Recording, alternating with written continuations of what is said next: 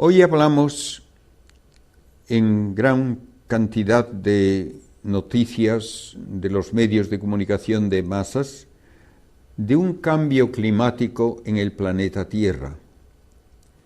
Creo que es interesante que nos demos cuenta de que la Tierra es habitable por una serie de condiciones de su atmósfera, de los océanos, de su temperatura, de todo cuanto ocurre incluso en el plan geológico, la actividad de los volcanes, lo que nos viene del espacio, cuerpos que chocan con la Tierra, rayos cósmicos, radiaciones diversas. Todo esto influye en que la Tierra sea habitable a largo plazo.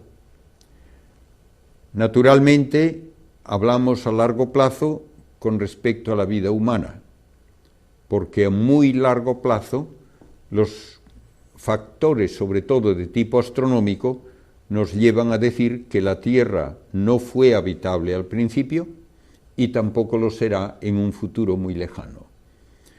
Básicamente, el Sol, como estrella, está agotando su combustible y llegará un momento en que tendrá una transformación que le convertirá en lo que llamamos una gigante roja, y en esa situación el Sol producirá tanta luz y calor y aumentará de tamaño tanto que volatilizará probablemente a los planetas Mercurio y Venus, causará que se evaporen los océanos y que se pierda la atmósfera terrestre, y la Tierra, en esas condiciones, se convertirá en un astro estéril, como lo es la Luna. Pero bien, eso primero no nos concierne, porque serán millones de años antes de que ocurra, y segundo, no lo podemos evitar, no podemos hacer nada.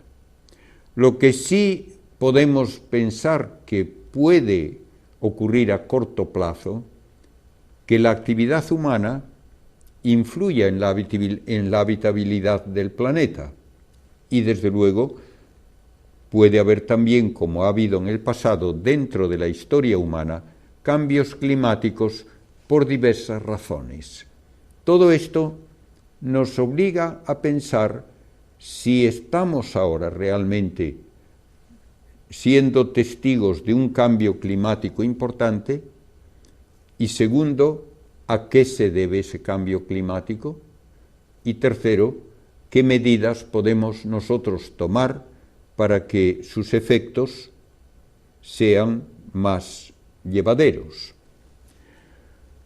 La Tierra, a lo largo de miles de millones de años, ha tenido cambio climático muy drástico en diversas ocasiones. Primeramente, la Tierra original no tenía atmósfera. Su temperatura era, por lo tanto, en la parte donde el Sol brillaba, probablemente de varios cientos de grados sobre cero, y en la parte no iluminada por el Sol, tal vez de 200 grados bajo cero. La primera atmósfera terrestre que arropó al planeta se debió sobre todo a erupciones volcánicas, que producen gran cantidad de anhídrido carbónico, y el anhídrido carbónico, en lo que llamamos el efecto de invernadero, atrapa el calor del Sol y produce una temperatura más uniforme en todo el planeta, porque esa especie de colcha de aire caliente afecta a todo el planeta, no solo donde está brillando el Sol. La Tierra original tampoco tenía agua, y recibió el agua sobre todo por la caída de miles y millones de núcleos de cometas. El agua tiene también este efecto de invernadero. En realidad, en el momento actual, se calcula que más del 60% del efecto de invernadero que hace habitable a la Tierra se debe al vapor de agua. El anhídrido carbónico, el metano, otros gases contribuyen mucho menos. A lo largo de muchos millones de años ha ido disminuyendo la cantidad de anhídrido carbónico en la atmósfera. Por otra parte, ha ido aumentando la cantidad de oxígeno y también probablemente la cantidad de vapor de agua. El resultado es que desde hace miles de años la atmósfera terrestre ha mantenido una temperatura bastante uniforme durante todo el planeta, con unas variaciones de pocos grados. Pero una variación de pocos grados ya puede ser suficiente para que se dé una época glacial. Se ha calculado que bastaría un cambio de 2 grados o 3 para que hubiese una época glacial si disminuye la temperatura en esa cantidad, o para producir, por el contrario, una época, podríamos decir, tropical si aumenta la temperatura. ¿Cómo podemos saber cuáles eran las temperaturas en la antigüedad? Una de las maneras de hacerlo, la más obvia, es estudiando fósiles. ¿Qué tipo de plantas ocurrían en un momento determinado en una zona determinada de la Tierra? Otra manera que puede incluso aplicarse donde no hay fósiles de plantas es el estudio de las proporciones de dos tipos de oxígeno, dos isótopos de oxígeno. El oxígeno normal tiene 16 partículas en el núcleo, pero hay un oxígeno pesado que tiene 18. La proporción entre esas dos formas de oxígeno depende de la temperatura cuando se forma, por ejemplo, el caparazón, la cáscara de una almeja o un coral. Con todos estos métodos y también con el estudio de muestras de hielo que se extraen hasta de kilómetros de profundidad en la Antártida y en Groenlandia, sobre todo, se puede reconstruir la historia de los cambios climáticos en la Tierra. Y tenemos que aceptar que ha habido en varias ocasiones periodos glaciares, incluso en épocas en que había mucho anhídrido carbónico en la atmósfera. De modo que no es sencillamente el cambio climático algo que se atribuye automáticamente a la cantidad de anhídrido carbónico. Ha habido otros factores y todavía no los sabemos en detalle. Hoy hablamos mucho de este cambio climático, sobre todo en cuanto pensamos que la actividad humana, sobre todo la industria que produce gran cantidad de anhídrido carbónico, como es la industria que utiliza el carbón y el petróleo para producir energía, que eso va a llevar a que se fundan todos los glaciares, las capas de hielo que hay, sobre todo en Groenlandia y en la Antártida, que esto va a cambiar el nivel de los océanos y que todo ello nos obliga a tener ya una responsabilidad mucho mayor para no continuar contaminando la atmósfera con los productos de estas centrales de carbón o con el uso del automóvil, que quema los combustibles fósiles. El calor de la Tierra lo recibe del Sol, y esto es la fuente principal de todos los factores que afectan el clima. Se absorbe la energía del Sol más que nada en las zonas tropicales, y el agua caliente lleva ese calor luego, por ejemplo, en la corriente del Golfo, hacia Europa, por la costa de Groenlandia, a las Islas Británicas y luego hacia España, y corrientes frías también distribuyen esa agua fría de los océanos en las zonas polares por todo el Pacífico. Y ahí se dan de vez en cuando variaciones como el que llaman el Niño y la Niña, que causan cambios de gran intensidad, sobre todo en la costa oeste de Sudamérica.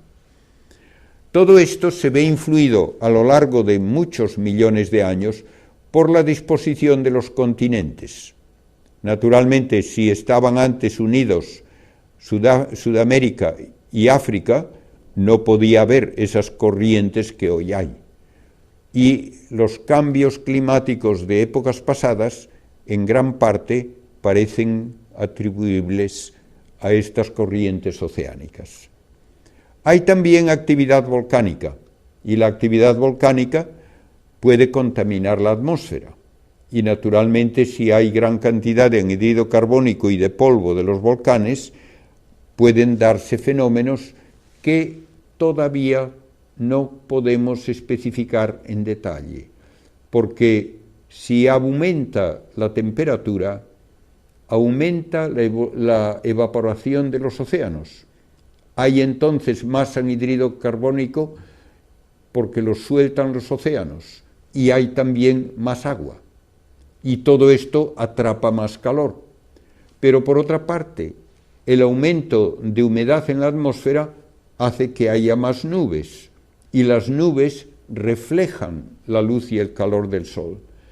Es muy difícil estar completamente en lo cierto cuando se calcula el efecto de cada uno de estos factores. Los ciclones, que a veces se dice han de aumentar en intensidad y en frecuencia si aumenta la temperatura de la Tierra, reciben su energía de la diferencia de temperatura entre zonas tropicales y zonas más polares. Cuanto mayor sea esa diferencia de temperatura, más fuertes y más frecuentes serán los ciclones. Sin embargo, cuando hablamos del cambio climático tal como lo hemos ido observando, parece que lleva a que aumente la temperatura en las partes polares, pero apenas aumenta en el ecuador, con lo cual las diferencias de temperatura serán menores y por lo tanto debe haber menos ciclones y de menor intensidad. Los ciclones y otras formas de cambios atmosféricos pueden llevar a inundaciones enormes con grandes cantidades de lluvia que de vez en cuando nos mencionan en las noticias, por ejemplo, que ha ocurrido en países del sur de Asia, en Bangladesh, en Vietnam, en todas esas zonas, han tenido gran cantidad de inundaciones por lluvias torrenciales. Otros lugares, en cambio, de la Tierra pueden quedar áridos, y el Sáhara, hace unos miles de años, tenía vida abundante, vida humana. Hay pinturas rupestres de gente, incluso bañándose, hay pinturas rupestres de hipopótamos y de gacelas y de jirafas. El Sáhara era perfectamente habitable. Luego, mucho antes de que la industria humana interviniese, vino un periodo de sequía, de calentamiento, y hoy el Sáhara es el prototipo de un lugar árido, sin vegetación, sin agua. Las sequías locales se darán y se han dado a lo largo del tiempo, y es muy difícil explicar concretamente por qué ocurren. De un lugar a otro hay, por lo tanto, estas variaciones, desde inundaciones a sequías, y la actividad humana puede tener que ver con ellas, en eso estamos de acuerdo. Pero vean que ha habido períodos glaciales en que la mayor parte de lo que hoy es zona templada en Europa era una zona cubierta de hielo. Había muy poca zona templada. Había muy poca zona de lo que llamamos mediterránea, que es el clima típico de estas naciones como España, que están a esa latitud alrededor del Mediterráneo. Ha cambiado poco hasta cierto punto la distribución de vegetación y de temperaturas cerca del Ecuador, pero ha cambiado mucho más en las zonas cercanas a los polos, tal como les dije hace un momento. Las últimas glaciaciones de hace 250.000 años llegaron a cubrir la mayor parte de las islas británicas y la mayor parte de la zona norte de Europa, todos los países escandinavos, pero gran parte también de Alemania y Países Bajos. Hace 20.000 años tenemos una glaciación menor, pero todavía importante, y naturalmente estaba helado también el mar Báltico entre Escandinavia y Alemania y Rusia. Todo esto ha ocurrido en diversas ocasiones y ha habido también efectos que todavía se ven en Norteamérica, que estuvo prácticamente cubierta por una capa de hielo que dejó toda la zona central de Estados Unidos reducida a una llanura por la erosión que causaban los glaciares. Quedan los grandes lagos todavía, donde hubo esos glaciares hace ya miles de años. Y con la congelación del hielo del agua del mar y otra vez con la fusión de esos hielos, cambió frecuentemente también el mapa, aumentando el nivel de los océanos en unas ocasiones, disminuyendo en otras y cambiando todas las corrientes que distribuyen el calor precisamente por el movimiento de las aguas de los océanos. Hace aproximadamente 10.000 años antes de Cristo, teníamos el océano a un nivel casi 40 metros menos del que tenemos hoy. Todo ello ha dado lugar a que poco a poco, al retirarse los glaciares, al fundirse el hielo, vaya aumentando el nivel de los océanos y hace 5.000 años ya el nivel de los océanos era no 40 metros menos que el de ahora, sino solo 10 metros menos que el de ahora. Desde la era cristiana apenas ha cambiado el nivel del océano. Ahora mismo hay cifras muy divergentes, pero se habla de que el océano está aumentando de nivel unas décimas de milímetro por año.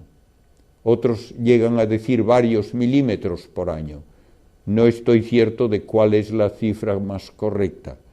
Pero todo esto ha ocurrido en el pasado, sí, y seguirá ocurriendo en el futuro también. Los grandes lagos de Norteamérica son los restos de esa capa de hielo que había reducido prácticamente la mayor parte del continente a una planicie. Y hay un modo de establecer una relación entre la periodicidad de las manchas en el Sol y la temperatura terrestre. El Sol tiene ciclos de manchas en que comienza a haber alguna mancha suelta, más bien lejos del ecuador, y según aumenta el ciclo, progresa el ciclo, empieza a haber cada vez más manchas más cerca del ecuador, hasta que finalmente se reduce otra vez la abundancia de manchas cerca de los polos, quedan algunas cerca del ecuador y finalmente el Sol está casi sin manchas. Hubo un periodo de unos 70 años en la alta Edad Media y después ya en el Renacimiento y periodos posteriores, en que no hubo manchas en el Sol casi durante un siglo. Y eso coincidió con un periodo de enfriamiento notable que le llaman la mini edad glacial, que afectó a Europa y a Norteamérica.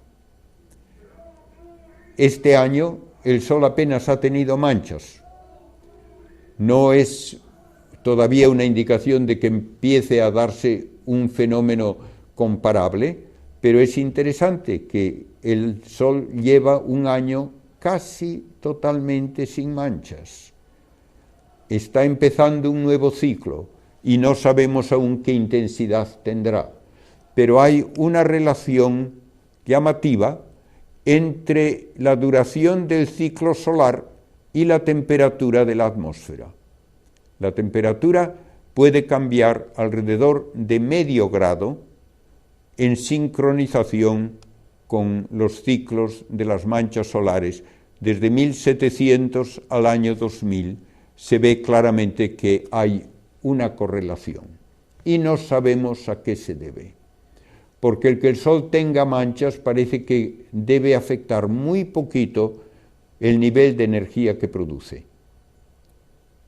Hay algunas hipótesis de que estas manchas controlan también el número de rayos cósmicos que llegan a la Tierra, porque afectan el magnetismo terrestre, y el número de rayos cósmicos influye en que se formen nubes con mayor o menor abundancia. Estamos hablando, pues, de causas extraterrestres que nosotros no podemos controlar y que a lo largo de muchos años parece han tenido un influjo sobre la atmósfera y sobre el clima de la Tierra.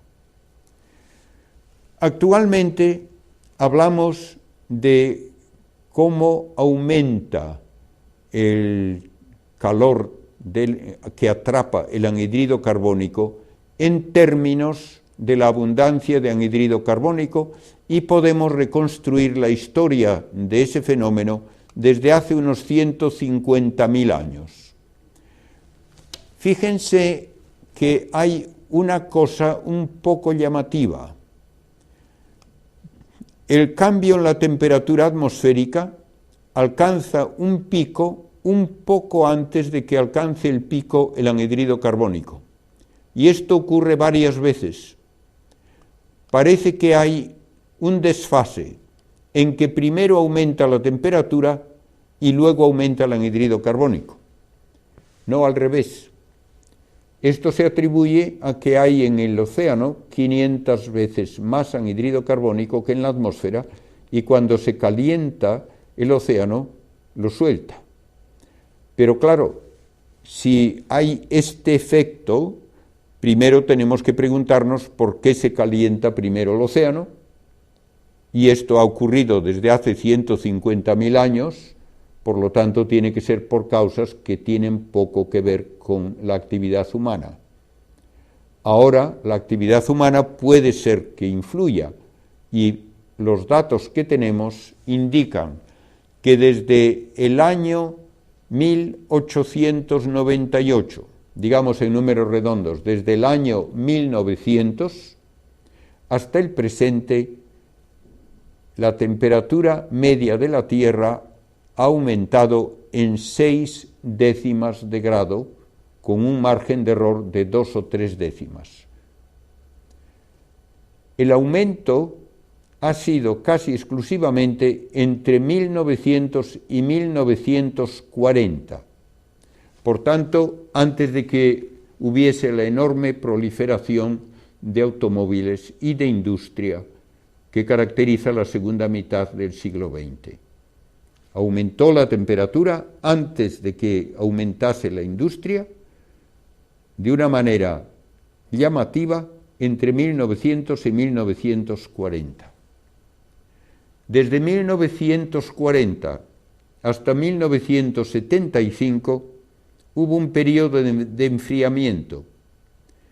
Yo tengo un libro publicado por la Academia de las Ciencias en Estados Unidos, publicado el año 1977, en que hay artículos que proponen la hipótesis plausible de que estamos a punto de comenzar una nueva época glacial. O sea que hace 30 años se pensaba que íbamos hacia una nueva época glacial, porque la Tierra se estaba enfriando. A partir de 1975 hasta el año 2000 volvió a haber un poco de calentamiento del orden de 2 o 3 décimas de grado. Y desde el año 2000 hasta hoy no ha habido un cambio apreciable. De modo que tenemos que juzgar críticamente afirmaciones como que los últimos años son los más calientes en la historia del planeta. Eso no es verdad. Entre otras cifras que se pueden mencionar, desde el año 800 al año 1300, la temperatura en Europa y en Norteamérica, que es donde tenemos mejores datos, fue de unos 3 a 5 grados superior a la que hay hoy. No es verdad que estamos en la época más caliente de la historia humana. En aquella época, que se llama el óptimo medieval, se cultivaba y se recogía gran cantidad de vino en Inglaterra. Se cultivaban granadas y aceitunas en Alemania. Y cuando los vikingos fueron a Groenlandia, le llamaron Greenland, que significa tierra verde. Estaba cubierta de pastos, pudieron hacer asentamientos allí durante varios siglos, llegaron a tener incluso sus iglesias y una diócesis, y luego vino una época de enfriamiento, la mini edad glacial de los siglos XVII, XVIII y XIX, en que el hielo destruyó esos asentamientos y no sabemos a qué se debió ese fenómeno. De modo que ha habido épocas de calor, una alrededor de la época de Cristo, del enflorecimiento máximo del Imperio Romano, luego una época de frío, que algunos historiadores creen es responsable en parte de las invasiones de los bárbaros del norte, que buscaban terrenos más cultivables y más fértiles en las zonas templadas. Luego tenemos el óptimo medieval, 5 siglos de temperatura superior a la de ahora. A continuación, la mini edad glacial de los siglos XVII y XVIII, que dura casi hasta el XX, calentamiento de 1900 a 1940, enfriamiento de 1940 a 1975, un poco de calentamiento luego hasta el año 2000. Como ven, no es fácil el establecer una explicación coherente de todos estos cambios y mucho menos todavía de qué efecto tiene el ser humano con su actividad en todos ellos. El hombre contribuye a que cambien las características de la tierra y contribuye desde el momento en que empieza la agricultura, porque el hombre naturalmente premia el cultivo de plantas útiles para su alimentación o para el ganado, y esto causa que se destruyan otras plantas que terminan siendo consideradas inútiles o nocivas.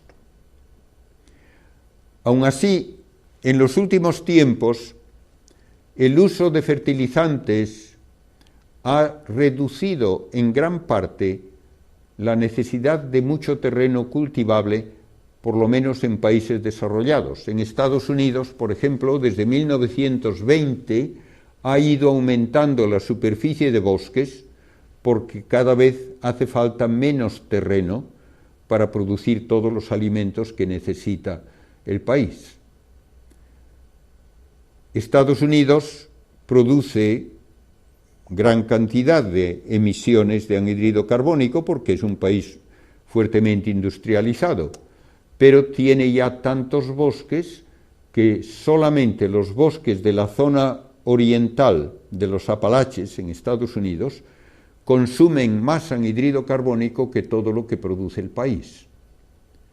Y hoy día resulta un tanto paradójico que el mayor problema para la emisión de anhídrido carbónico se da en países poco desarrollados donde sigue quemándose la madera para tener simplemente un combustible con que cocinar. Naturalmente, esto debería cambiar con el desarrollo económico, con el desarrollo industrial, un desarrollo que debe hacerse y que debe controlarse, no solo para que no se dañe al planeta, pero también para que toda la humanidad tenga lo suficiente de alimentos y de todos los recursos de cuidados médicos, de educación, etc. A veces se habla de que la Tierra tiene ya demasiados habitantes para sus recursos. Esto es muy discutible. He tenido la oportunidad de asistir a un congreso en Filadelfia hace 3 años, donde en la misma sesión del congreso 2 estudios científicos diferían totalmente en lo que decían acerca de la posibilidad de alimentar a la población mundial. En uno de los trabajos se afirmaba que la Tierra no puede sostener a largo plazo el número de gente que ahora hay. Somos más de 6.000 millones y que como máximo la Tierra debería tener unos 4.000 millones. En cambio, el trabajo siguiente, calculando las reservas de agua potable, las posibilidades de producción de alimentos, las posibilidades de producción de energía, llegaba a la conclusión de que la Tierra puede sostener por lo menos 20 veces más habitantes que los que hoy tiene. Yo no soy quien para juzgar el valor de cada una de esas presentaciones, pero quiero simplemente afirmar que no hay una unanimidad en ese caso, ni mucho menos. El hombre también influye naturalmente en las condiciones de la Tierra, utilizando extensiones de terreno para su habitación, para ciudades. Ya desde antiguo la ciudad de Roma era una ciudad extensa. Hoy podemos hablar de la enorme megalópolis que es Nueva York y sus alrededores, y todo esto influye por lo menos en el clima local. Y naturalmente, si hay suficiente terreno como en una ciudad que absorbe gran cantidad de calor del sol y que no produce oxígeno ni consume anhídrido carbónico por las plantas, sino que lo produce también, todo esto puede tener un efecto a largo plazo. Más en detalle, ha habido ya maneras de explotar el entorno que han sido muy poco responsables y que han llevado, por ejemplo, a que se secase el mar de Aral en Siberia. Por otra parte, se hacen de vez en cuando pantanos, como el de Asuán en Egipto, que sí hacen más habitable, por lo menos, ese entorno y que recogiendo agua contribuyen a que otras zonas sean fértiles. El problema final que se encuentra siempre al hablar de cambios climáticos es que hace falta producir energía. Necesitamos energía para el transporte, para la iluminación, para la fabricación de productos necesarios, para producir fertilizantes, para prácticamente todas nuestras ocupaciones que permiten una vida humana digna. La alternativa a producir energía es volver a la edad de piedra. Y nadie, lógicamente, quiere eso, ni sería tampoco legítimo el imponer a país alguno el que no pueda desarrollarse. La energía que más utilizamos en su forma más flexible es la energía eléctrica. Y esta energía eléctrica se puede obtener de diversas maneras. Hoy se habla mucho de la energía fotovoltaica, obtener la electricidad mediante células que captan la luz del sol. Naturalmente esto es muy positivo, pero tiene también sus limitaciones. El sol no brilla 24 horas cada día y no brilla con igual intensidad en todas las partes de la Tierra. Por lo tanto, aunque haya fuentes de energía solar, en general es necesario tener otra fuente independiente que funcione cuando no hay sol o que funcione simplemente en países donde el sol no es suficientemente intenso durante la mayor parte del año. Esta energía del sol también uno tiene que tener en cuenta que no se produce sin gasto energético previo.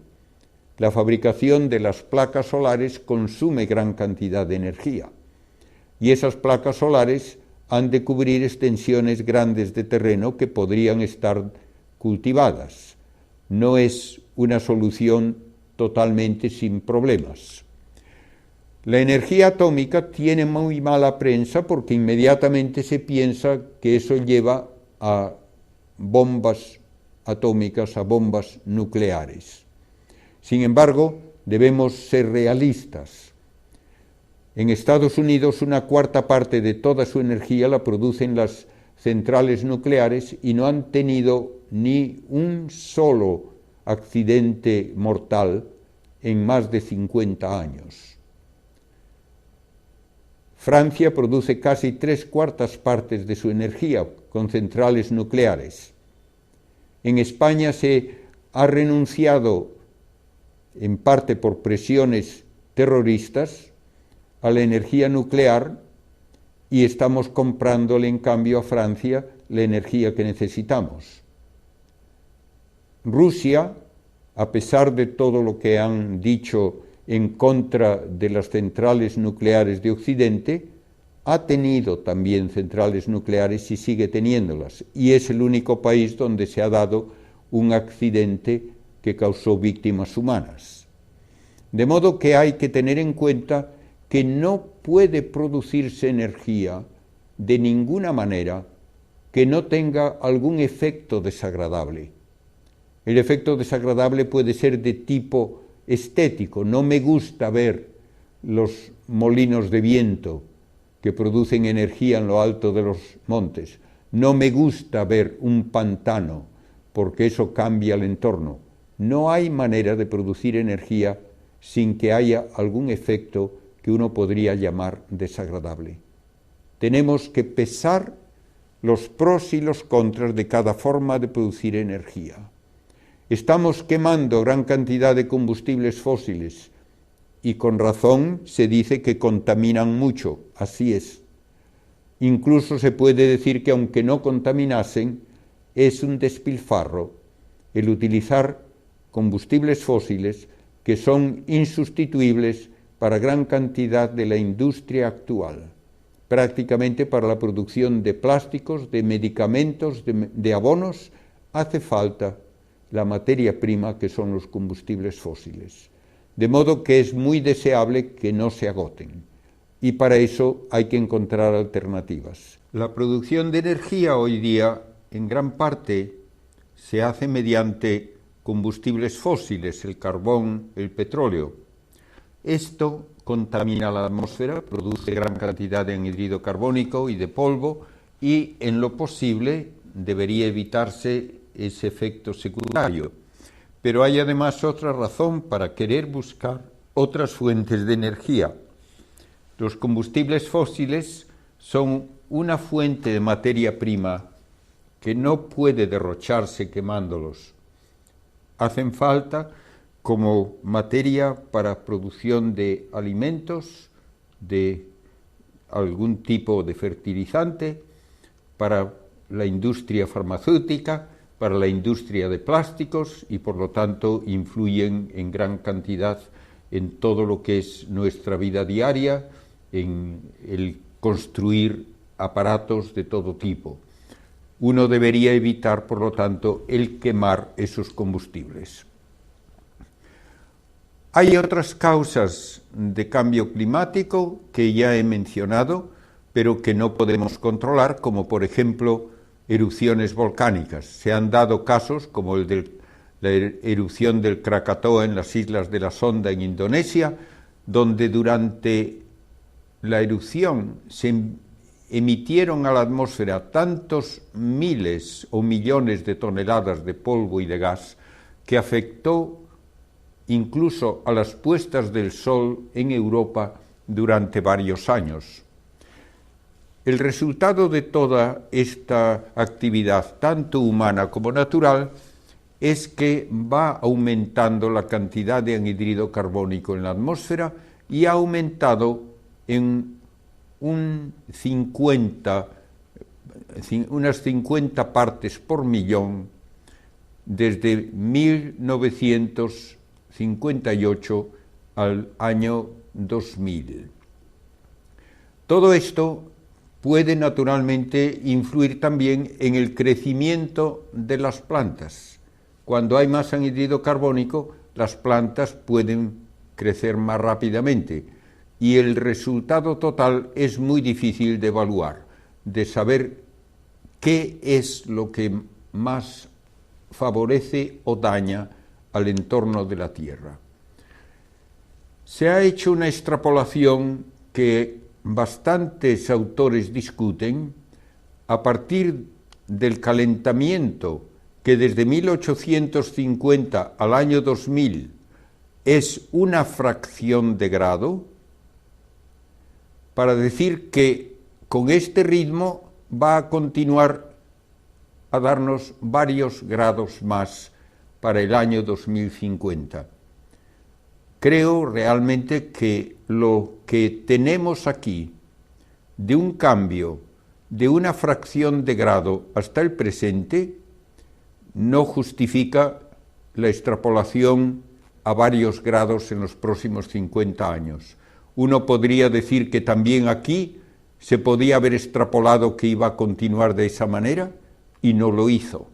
Por lo tanto, es bastante discutible todo lo que se puede calcular con modelos de ordenador que no tienen una base de datos suficientemente amplia para ser fiables. Mientras tanto, está aumentando la cantidad de anhídrido carbónico en la atmósfera, pero ya no es ahora una cuestión de que un país solo contribuya la mayor parte. Hace 50 años se podía decir que Norteamérica contribuía el 45% del anhídrido carbónico que emitido en la atmósfera. Ahora Norteamérica solo contribuye el 27%. Tenemos países como Rusia, como China, que están contribuyendo cada vez más porque se están industrializando rápidamente, y otros países en vías de desarrollo siguen contribuyendo también, aunque sea solo por quemar madera. De modo que hay una cantidad de factores que tienen que discutirse por su impacto económico, por su impacto en el nivel de vida de las diversas zonas del planeta y por su impacto también en el cambio climático. Todo esto es algo muy difícil de cuantificar en detalle y de predecir en el futuro. Se ha hecho una extrapolación de una temperatura actual con el cambio climático doblando la cantidad de carbono, anhídrido carbónico, o multiplicándola por 4. Estas extrapolaciones, una vez más, son bastante discutidas. Aunque se doblase la cantidad de anhídrido carbónico, hay autores que niegan que vaya a aumentar la temperatura drásticamente como unos 5 grados o mucho menos todavía que aumente a 40 grados si aumenta el anhídrido carbónico por un factor de 4. ¿Cuándo ocurriría eso? Se hacen extrapolaciones de nuevo desde el año 2000 al año 2200, dentro de 2 siglos. Realmente yo creo que es muy difícil estar seguro de ese tipo de predicción y de ese tipo de cálculo. Finalmente, podemos decir que vivimos en un planeta donde todas las formas de vida están interconectadas, dependen todas del medio ambiente. El hombre influye no solamente en el calentamiento global, influye en la selección de plantas que proliferan más porque son más útiles, de animales que consideramos más útiles, y todo eso tiene que sopesarse para causar el menor daño posible a todo el entorno, y debemos recordar que somos administradores de nuestro planeta, no somos dueños despóticos. En el Génesis Dios puso al hombre en el jardín de Edén para que lo cuidase, y Cristo nos dice que lo que hacemos a otros se lo hacemos a Él. Por tanto, que el privar a la gente de una vida digna en algún lugar del planeta, ya sea ahora o en el futuro, para generaciones futuras, eso no es nunca una alternativa aceptable cuando hablamos de que hay que cuidar el entorno. El entorno solo se justifica como creación de Dios para el bien de la humanidad. Las montañas no tienen derechos ni deberes, tampoco las plantas tienen derechos o deberes, ni tampoco los animales.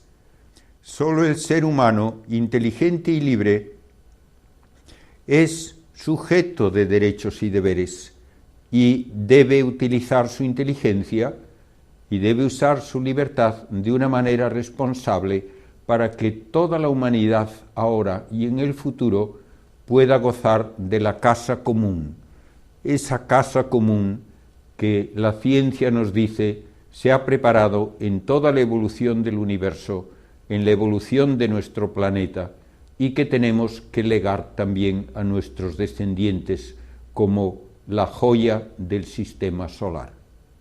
Muchas gracias por su atención a todos.